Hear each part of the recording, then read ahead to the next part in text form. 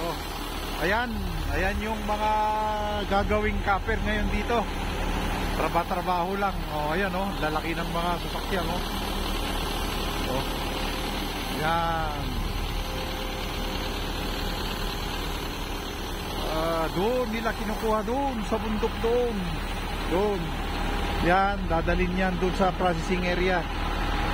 Yan ibabagsak doon sa building na to. Ganito lang ang trabaho ng Pinoy OFW dito sa Udukan mining project. Oh, kailan kaya makakatikim ng ng karne ng baboy na inihaw? Masarap dito pag malamig. Ayan na.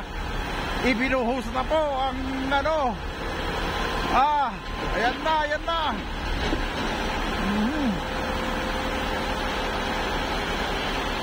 Pera na naman, copper.